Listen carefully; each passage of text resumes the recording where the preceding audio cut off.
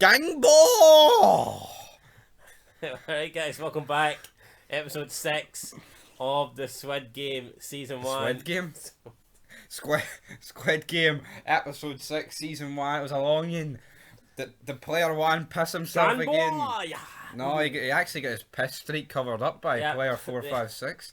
So the episode starts with Sung-ji noticing that Onyam is Pissed himself. well, he kind of knew that when the towel got pulled off, but then he's standing in the line, you just see a big wet patch, and he decides to give him his tracksuit to cover around his waist, so I guess so no one can see, and maybe they don't think that he's weak, but I think we cannot tell looking at this 90-year-old guy that he's probably, Yeah, I mean, he's probably, pish or no pish, he's pish. Detective Hang Jung is still in the front man's office trying to get information on him. The players are introduced to the fourth game, Marbles. Marbles, Gganbu. They are told that they need to... Well, they don't know it's Marbles yet, but they're told they need to pair up into teams. There's only 39 of them left, so one's going to be left alone. They get shown the doctor and all the other hung guys. This is what happens when you don't go for equality. Grandma's pretty much begging everyone to team up with her. Nobody wants to team up with her. Why didn't you team up with Grandpa? No, Player 1. Our main man, number 1, Sung-ji, attempts to team up with his childhood friend Chu Sang, but he's already picked Ali. He wasted no time in picking Ali. He was like, with my Float like smartness, a butterfly, sting like a bee, and piss like number 1-y. with my smartness and your Child touching us, we can go somewhere. with my intelligence Aye. and your strength, that makes me sound a bit more intelligent. That's smartness. What the fuck is that? Smartness. With my intelligence and your strength, we'll be a formidable team. And then player 4, 5, 6 is like player 4, 5, 6 is just looking at them, going, "Oh no, I think it's a great team. I'll find someone else." And then he's looking. He finds a high school teacher that played soccer. He's like, "Come on, man, pick me. There's no one else here, and then you'll be the last one." And then it's, bang, bang. Look at that old guy. He's going to get killed. And then he has a change of heart, and he goes and offers number 1 his hand. Number 1 takes, and he's like, "Yeah, hey, old man." Gives him his hoodie back as well, even though it's his hoodie now. He's still got the pish all over him. Yeah, and they'll get through it together. Kang Se walks away after deciding that no one wants to team up with a woman. I mean, it's every fucking game. Women are weak. I don't want you on my team. I mean, it's like what would have happened? Like, it was like the team that fucking ironed the most clothes or packed the most packed lunches. I know, if it was a kitchen challenge, you know what I mean? Fuck. I know. Oh fuck! I'm sorry. My wife was in the kitchen preparing park lunches. I should have picked her for this game. Instead, I'm going to piss my pants. She can iron and clean them. So Kang Se teams up with Jai Young and Jai Young, that fucking bastard. Jai Young, nigga. And I guess they team up because no one wants to team up with a woman.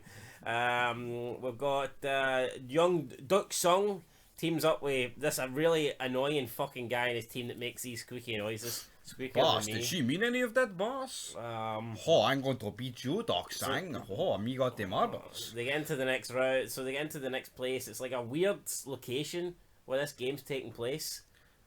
It's supposed to replicate where it would have been played as kids. So number 1, it's probably based off where number 1 lived, because obviously. I think that's what it is, actually. Spoiler alert, but. Yeah. So then they get announced that they'll be playing against each other, which means one of them will die. And all the teammates kind of look at each other and they're thinking, fuck, we teamed up wanting to survive, and they just throw a big spanner in the works, and that spanner is, hey, one member from the team. It's a great plot twist. And I mean, I think that would be an absolute shite though if this was a real life thing, like in this. I think this would just fuck you up, wouldn't it? This would, especially because it's not. It's a fucking jobber game. It's not like. It's not like a tug of war where you're kind of forced into it. This is literally it's such a slow fucking death. But when I first watched it, I had a feeling. See, as soon as Chu Sang and Song Ji wanted teaming up, I just thought, something's going on here. I just something fishy's up. Yeah, I don't know. But you know what, guys? This was an hour and 2-minute episode, and literally about 45 minutes of it was just marble playing. Literally, like. So teams are deciding different games. There's a game where you have to like throw your marbles against the wall. There's a game where you have to throw your marbles in the hole. There's a game where you have to guess how many marbles is in your opponent's hands. Odd even. If there was a game where you pissed on the marbles, number one would have Fucking. collected all of them. How many marbles? Was it 390? 390 marbles, and I pissed on all 390. Every single one of them. Woo! Ali doesn't know how to play, so Chun Sang briefly describes how to play it, and Ali goes on to win every single game. Chun Sang starts. This is where people buried Chu Sang, right? But he could have just fucking shafted him from the get go. Yeah, he could have not taught He him. actually taught. I mean, if he could have just pretended how to teach him, but he didn't. He fucking taught him too well. And then Ali wins, and then he's like, "Oh, we need to find over marbles." He gets down to one marble, and he starts grabbing. Why are you cheating? You pretend not to know how to play. Ali, sorry, sir. I don't, sir. I don't know how to do. But there's just no way he'd be able to cheat. Yeah, so like it's a 50-50 thing. Like, it's just the luck's not with you, Chun Sang. Like you're fucking gambling. You're like constantly betting on red and blackjack, and you keep getting black. What the fuck is it red? So yeah, then Chu Sang says to Ali he's got a master plan that they can share their marbles and wait till the end of the time, and then there'll be other teams that have not finished their game, and then they together can team up with their 20 marbles and take on another set of team to get through that way. So yeah, Ali somehow believes him. He's about to walk away. Chu Sang says, "Oh, here, you need to keep your marbles safe." He takes his marbles off him, creates a nice wee pouch for him, hangs it around his neck, and that's it. Ali then goes to inspect the other teams to try and find an old couple or a young couple for them to play against. We've got also got player 456 who is losing at marbles to number one as well. He's not doing too good. How many numbers have you got? Until he gets down to the last one, and all of a sudden number one's brain just gets fried, and he says, "Did I say odd or even? Or did I piss on both?" And then Sungji starts lying and says, "Odd. You said odd." "Oh, that means you win this one." And that means I will no longer piss myself, because I will have a bullet lodged in my brain. From being one marble left, he ends up getting them all, and apart from one, he thinks he's won. And the old man's like, "No, I still got one more to play with." And then he walks away, and they can't really get him to play, and he's like, "Why would you do this to me?" And he says, "Okay, I'll play one more game. You risk all you got, I risk all I got." Sungji's like, "How's this fair? I have 19 marbles, you've only one." And then player one, Il Nam's like, "Well, how's it fair to betray your best friend, you bastard?" You know, because he's lying to him. Was he aware the whole time, man? He must have been. Fucking shit he was. He was leaving him alone. Heel turn of the century by Pishy Pants. Wasn't it like? I don't know if he's the face here. He leaks a piss. He's a heel in my book. So he gathers that Sungji is been cheating him the entire time, and then they say that they'll play one more because they're Gganbus, they're best friends apparently after this. In the other games, Doc Wan, he's getting jobbed out, and he's like, you know what? He's got like 2-3 marbles left. He's like, "I want to play another game." The guy's like, "No, you gonna die." And then Doc Soo says to the fucking staff member in charge, "Yo, you said equality. I played his game. Now he play mine. Request granted." So then they play another game where they're chucking the marbles into the hole. Why didn't fucking number one lawyer in my hometown just request that? I don't know. He would have fucking probably battered Ali with the one marble if he played a different game. I would just not teach him this time.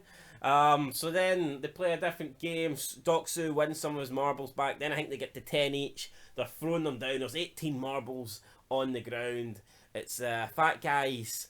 Well, he's not really that fat, but he was a stocky guy. Aye. Stocky throws his last marble. It's rolling It's no. Doc Su throws his last marble. It's rolling, and it just stops short of the hole. It doesn't drop down. So then Stocky Guy comes up, throws his, and it's on course to go in. It's going right into the hole, and then it hits a wee stone in the ground and deflects over and knocks in Doc Su's marble in. So that means Doc Su wins. But did they really memorise out of all the 18 marbles, 20 marbles on the floor whose was who? But it was the one before you just threw. I know, but I know what you mean, though. You know, so he like I see if I get shafted at this because that was the first marble you threw.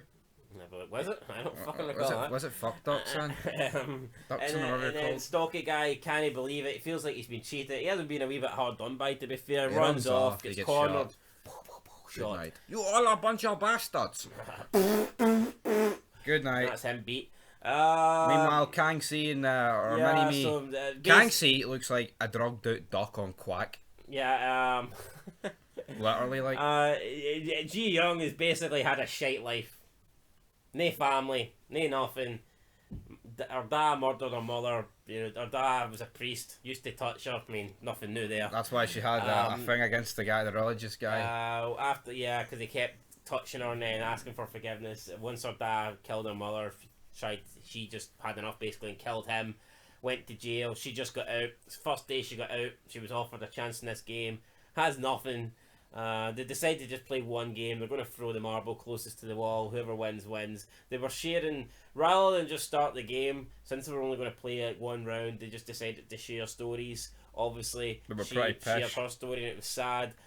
Kang-si's story wasn't much better, but she's still got like her brother out there who lives in the shelter, who she needs to try and get out of a shelter. So they have one game.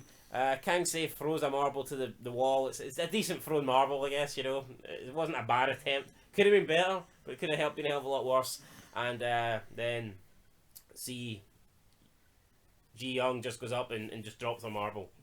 Park Ji Young. And basically that's her way of saying, well, I've got nothing to live for. You can go. You've got something to live for. She ends up getting shot. Good night. She says it's not. No, don't be doing this. Don't try and be a hero. You know, take another turn, do it properly. And she's like, nah. And that's kind of sad. Like, you know, it's not gonna lie. It's a pretty emotional episode, to be honest with you. So you've got that going on. And she ends up getting shot, and Kang-si goes into the next round. Back with Ali is still looking at the contestants that him and Chu Sang can go up against, but Chu Sang has no intention of going up against any other contestant because he's won the game. He has switched Ali's marbles with a bag of rocks. And so Ali thinks he's the man carrying around a fucking bag, when in reality it's a bunch of pebbles. And Chu Sang has got the marbles, and he goes up and goes, I acquired these marbles without causing any physical harm. I won. Then Ali's running around looking for Chu Sang, thinking that they're going to team up now, and the only thing he teams up with is a bullet to the brain, and that's Ali eliminated. A lot of people freaking out here over Chu Sang, calling him a bastard, but he wasn't the only guy to try and manipulate his teammate in this round. Hold on, right? Let's be fucking real. Is it him more being a bastard, or is it Ali being a windy licker? I think it's Ali being a windy licker. No. I think he couldn't believe it worked. He fucked off. He's like, fuck me. Sweet spastic. What's this guy doing? Retard. And then we get down to number one and our main guy, our main hero. The 19 for 1 swap deal. And buy one get 19 free.